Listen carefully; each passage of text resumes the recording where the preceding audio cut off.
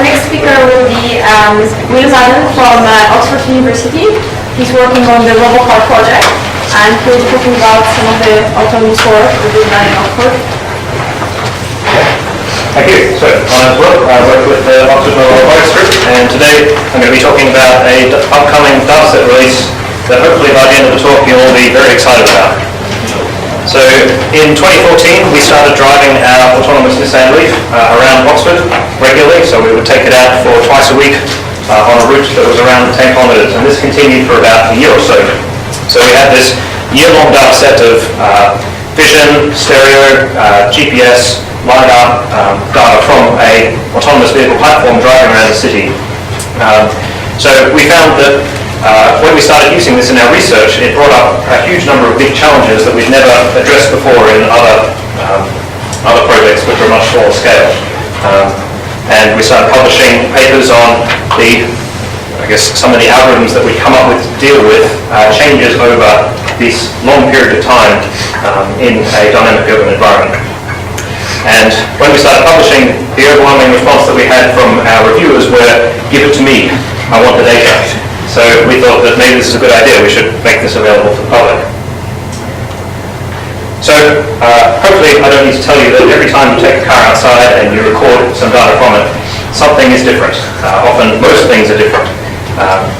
So on a day-to-day schedule, you've got the day-night cycle, which changes the illumination completely. You've got differences in weather, dynamic objects such as other vehicles, traffic, pedestrians. But also over longer periods of time, the environment itself changes. So there are roadworks, roads change, buildings get built over time, there are seasonal changes, trees drop their leaves, etc.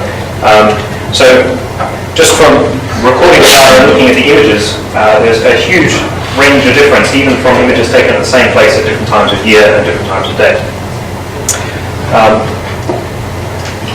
So what we want to work towards is fully autonomous driving. So we want a robotic car that's able to drive around this environment, day after day, year after year, without having to have a person in there driving all the time. So it's not a driver assistance system. We want to build a fully autonomous vehicle. So it's critical that we deal with these kind of changes over these time periods in order to have long-term autonomy for vehicles.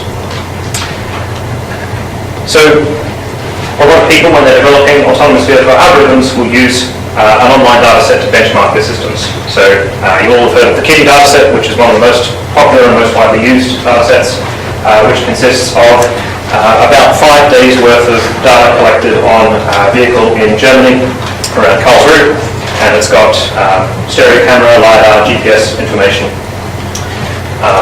And it's primarily for developing stereo depth estimation, visual odometry, object tracking, etc.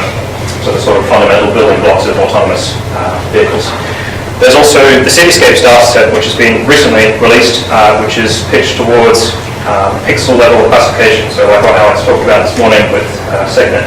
So this is recorded in 50 different cities on one of their vehicle platforms, so stereo data and GPS information, and that's aimed towards classification.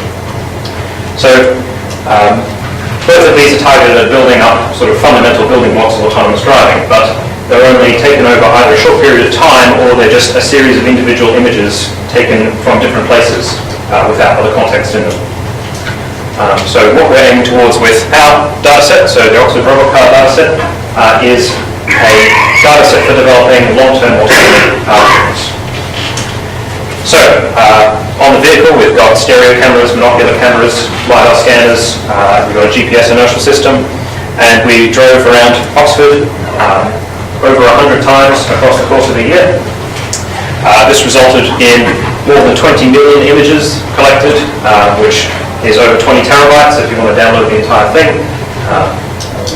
And it's in all conditions, so all of our sensors were weatherproof, so we go out, whatever the weather, rain, snow, night, etc. And the focus is on developing systems that can deal with these changes over time. And if you go to the URL there, you'll be able to browse the website that we've put together. So at the moment, the data is not actually available on the internet yet, but you'll be able to see what will be available coming soon. So in terms of the vehicle platform, so this is our RobotCar platform, so it's a autonomous Nissan Leaf. It's got The main sensor is a Bumblebee XB3, just mounted above the front windshield. So it's actually outside the car, but it's in a weatherproof enclosure. We have 3 Grasshopper 2 sensors mounted around one on each side of the vehicle and one facing backwards. And these are for wide-angle fisheye view.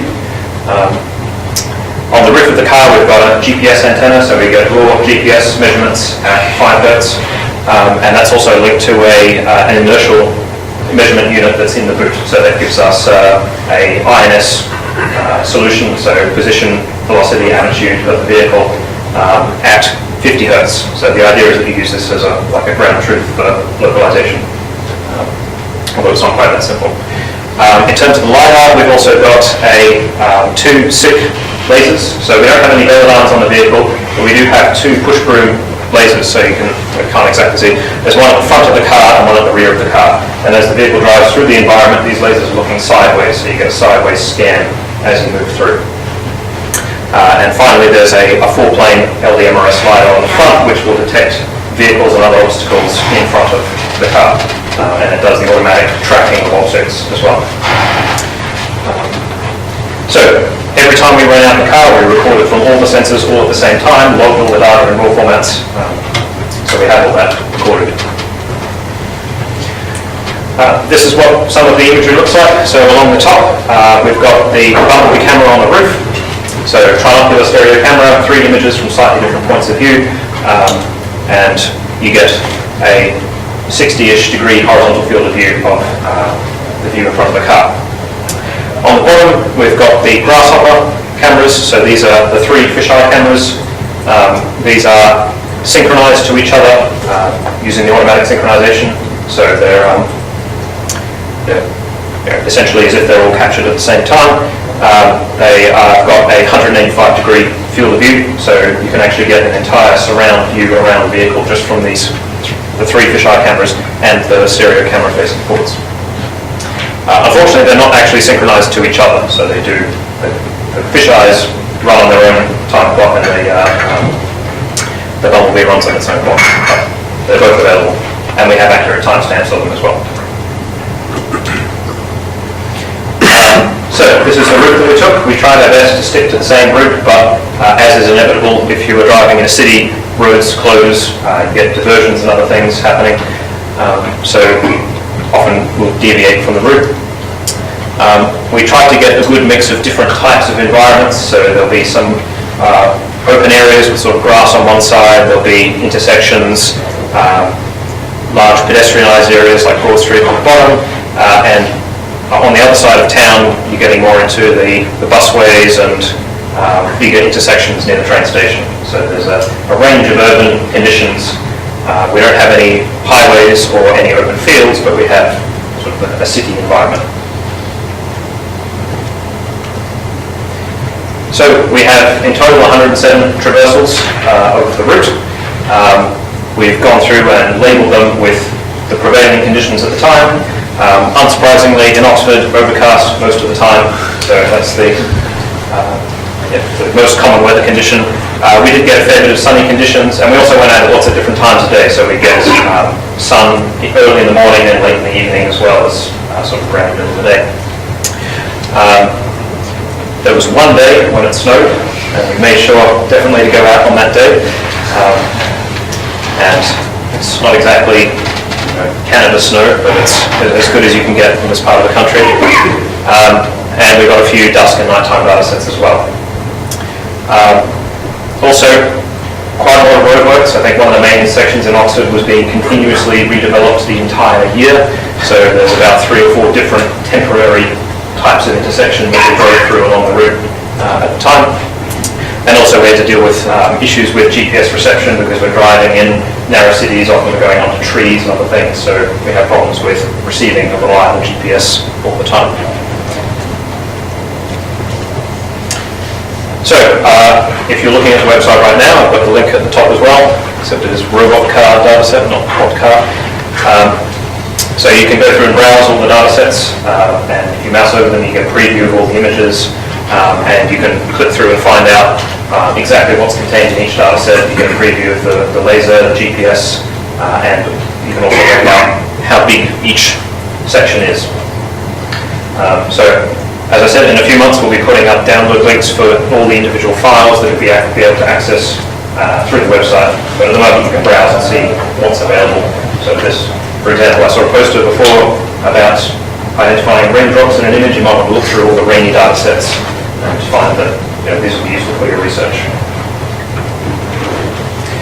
So, as I mentioned before, this is an extremely challenging data set for your generic SLAM algorithm or your mapping system or your classifying system because of the range of conditions in which we captured it. So, ranging from strong illumination, so often we would drive directly into the line of sight of the sun. We had some issues with our auto exposure controllers because we weren't using the hardware auto exposure controller. We had to program our own because the hardware one would try and expose the sky very nicely and then the ground would be black. So occasionally that got into some feedback loops and you'll get some overexposed frames. And also because the camera itself isn't a wide dynamic range camera, it'll either choose, as you can see there, it's sort of choosing the foreground to expose and the background is all very overexposed. Obviously weather, so because the camera is mounted outside the car, it's not behind windscreen wipers or anything, so when it rains you do get drops falling on the camera. They do roll away over time because we've got a glass covering in front, but we weren't able to completely get rid of that. And also at night time you can see there's a bit of motion blur in some of the images in places where there isn't enough street lighting to give it a well-exposed image. And finally, heavy traffic. So there were some regions, especially where they were redeveloping the bus routes, where you'd be boxed in on all sides by large double-decker buses, or there'd be other regions where you're very close to parked cars. So if you're developing a localization algorithm for your autonomous vehicle that's based on vision, you need to be able to deal with a case where you can't see any landmarks at all because they're all obscured by buses. So the GPS quality was usually good. So we had a combined GPS and open system,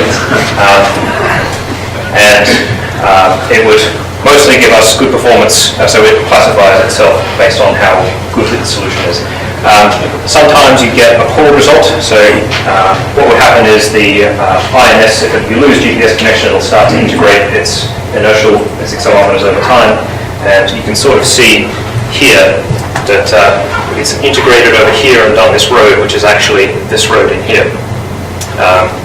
So we are also recording the raw GPS reception, so these are these teal dots, so you can see that despite the fact that the inertial system is wrong, you can still recover, or you can recover some GPS reception. And then there's also the case where the INS just integrates you all the way into Belgium, and then it's not very much use for that particular data set. So this is an off-the-shelf, I think 20 or 30,000 pound inertial navigation system, so this is the kind of thing that you can use in aircrafts.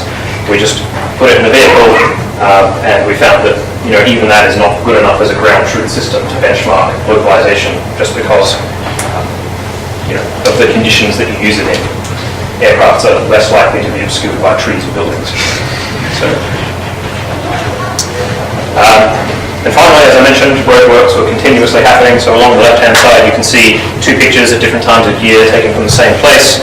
So they'll be working on the left lane, and then they'll be working on the right lane, and they'll be traffic one or the other way each time, or they will completely demolish an entire intersection and redevelop it. So even if you're working on something like a driver assistance system, and you want to train it to detect roadworks or other things up ahead, we've got tags for roadworks in all our data sets, so you can see, does your traffic cone detector or your detour detector actually fire when there is a genuine roadwork situation. And also because of these roadworks, we often had to take detours along other parts of the map or completely miss out parts of the route as well. So it's not a case of we drove the exact same route every time, so you should expect 107 images of this particular place. We did the best that we could, but sometimes we just couldn't go down the street. So, now that I've told you all the things that's so bad about it, I can tell you the things that are good at it. So this rest of my talk is a bunch of examples of the kind of things that we developed to deal with change that we discovered would happen over the course of the year by collecting this data set. And I guess some of the things that you can do with it, some of the kinds of research you can use it for, and hopefully there'll be some inspiration for some projects that you might have in mind or projects that you could think up to work on. So, first example is 3D mapping. So because we have these LiDARs on the back of the car, we can build up detailed 3D maps. So you can see the LiDARs on the rear bumper. As you drive through the environment using the vehicle odometry and the scan, you can build up sort of a local three-dimensional map of the road just behind you. And you can do that, you can use this in a number of ways, one of which is to build 3D maps of the world. So by using the LiDAR and the fisheye cameras, you can actually color all the points, and you can build up local 3D colored point clouds of the environment to use for visualization or many other things. So this is an example of one of the streets around Oxford, and this is just all we did was drive through, collect the LiDAR scan, color it using the fisheye cameras, and then just display it along the vehicle trajectory.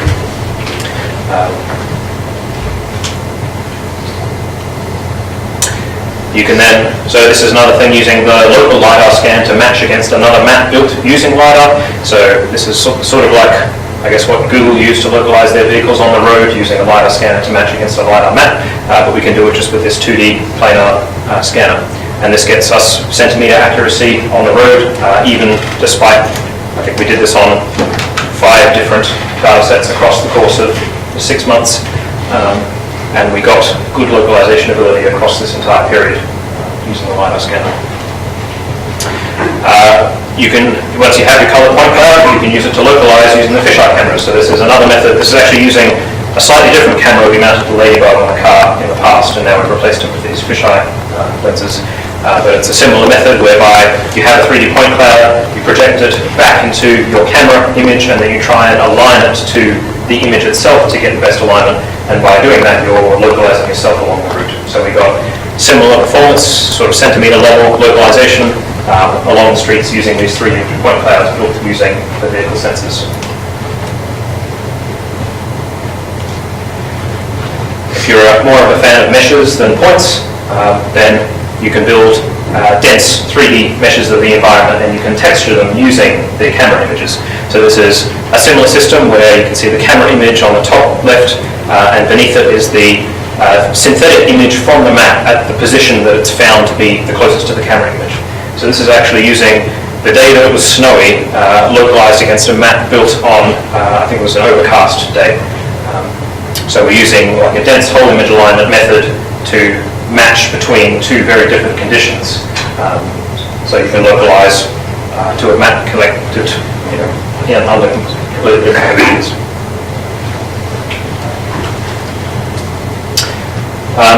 Because we have so many traversals of the same route, you can build localization systems that use not just one map, but many maps. So this is an example of experience-based navigation system. So you can see that the live image is coming on the top left, and on the top right, it's recalling the most similar image from a previous traversal of the environment. And along the bottom, it has a set of experiences of having driven down that street that it has recalled to be of the same place, and then instead of having only one map, so relying on one particular condition and then doing all further localization against that, you can have a set of experiences and then you can match the most relevant experience. So this is one of the only methods that we've come up with which can actually scale across the entire data set. Instead of building one global map, we separate it into sort of different experiences for different conditions. And some of Chris's more recent work, Chris is here today, is to detect sort of salient regions, so mid-level features in the environment that are more stable than point-based features, but aren't entire image descriptors. So sort of halfway between metric localization and topological localization.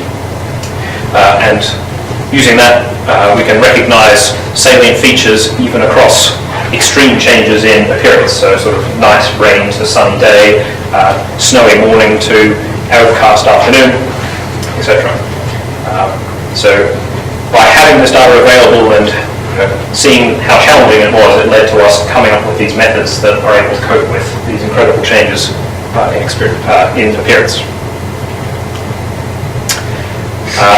If you're a fan of 3D reconstruction, dense stereo works great on this camera because it's a point break camera. It comes with a very good calibration. We haven't modified it in any way, so you can use that straight out of the box. And this is just running a bog standard dense 3D reconstruction algorithm. So on the top left, you've got the disparity image. The top right is the left input image. On the bottom left is the uncertainty. So you can see that along road lines and other vertical lines, it's less uncertain. On the road surface, it's more uncertain, for example. And on the bottom, you can see the 3D point cloud that it's building up just from one disparity image. And we have 10 million or so stereo images for which you can evaluate your disparity estimation on.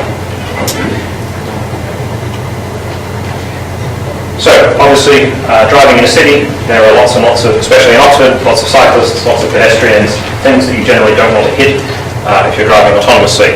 And we found that by taking a standard method of training a pedestrian detector on Daimler or INRIA data and then applying it to Oxford, we found that while the people in Oxford look similar to the people in Germany, the background of Oxford doesn't look very similar to the background of Germany. So what we developed was a system of using context to reject false detections. So if you've heard of hard negative mining, it's sort of a similar method, but instead of having to have manually labeled positives and then mining around those positives, we're using context of the scene, such as a pedestrian can't be 10 meters tall, they can't be flying in a tree, etc. If you know something about the scene that you're in, like if you have a 3D map, you can reason about which detections are actually make sense and which ones are actually false positives, and therefore you should add them to your negative data set. So by iteratively doing this, training it day after day, finding which detections do and don't make sense, and then updating the classifier, we're able to get better and better classification performance. And again, this is possible because we can go to the same place again and again and again under different conditions.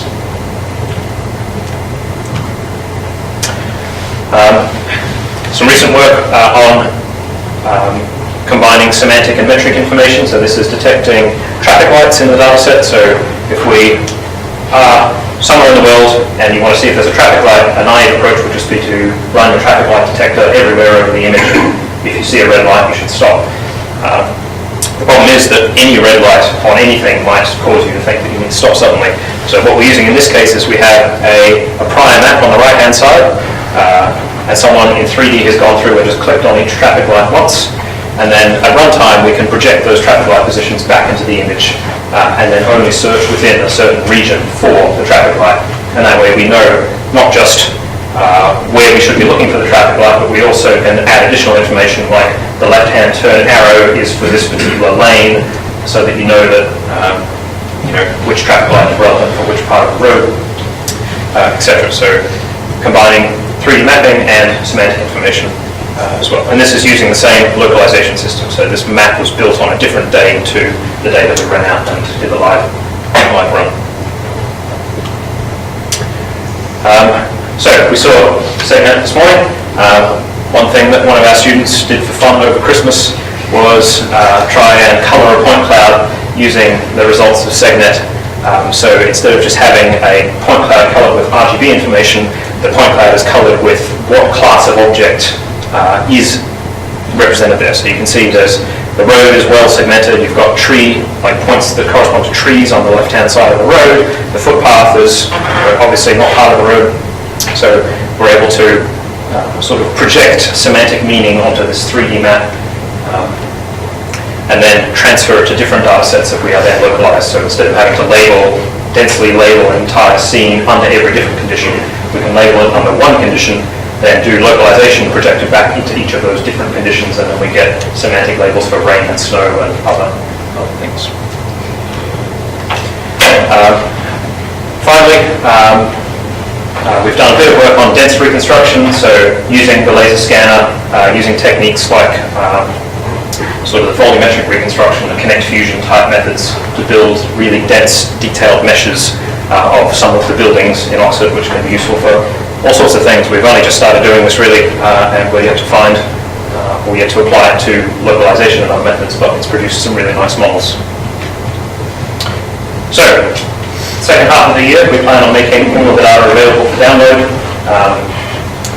And at the moment, it's just a raw data release, so it'll be just the images, GPS, LiDAR, so basically everything that we collected on the vehicle without doing any post-processing on it. So it's sort of a very faithful representation. Over time, we also want to start adding more value to that by also providing things like ground truth, vehicle poses, post-processing GPS to get RTK solutions, getting labels for vehicles, pedestrians and cyclists, so the kind of things that you expect from the KITI data set, I think eventually we plan to offer. But at the start, we'll just make the data available. So, if you're on the website, you can go down to the box at the bottom and type your email address in, and then you'll be notified once the download links are available or for any other updates. And with that, I'll take any questions. Thank you.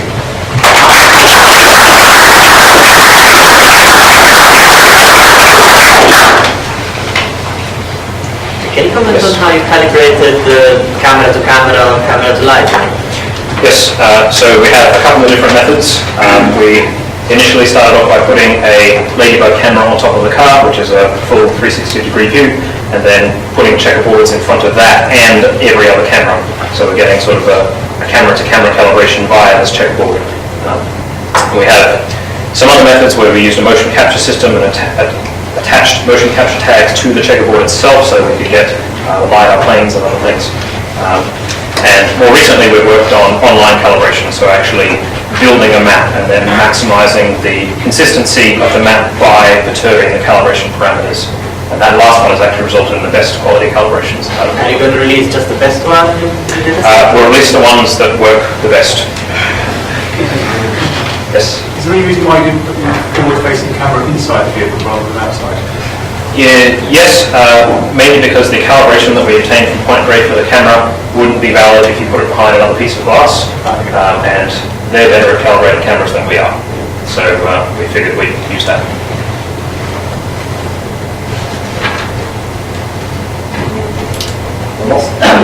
Really nice data set. Well, just what would you say was maybe the biggest challenge in actually carving? So I guess the biggest challenge was making sure that everything was consistent across the time period.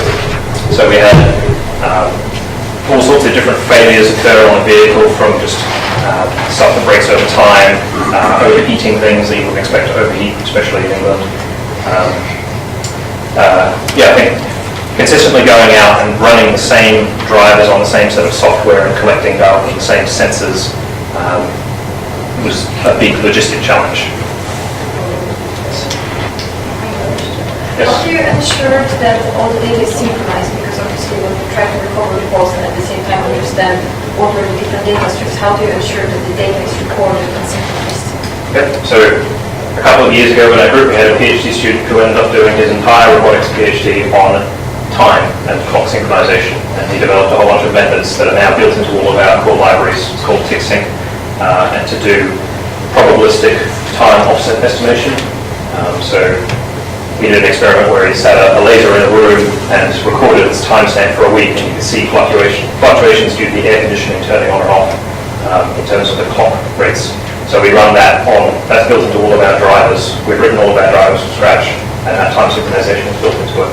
And also, most of the cameras we have all of the cameras are Firewire cameras, and it's a synchronous bus, so you get exact host timestamps on your systems, regardless of when the camera triggers them.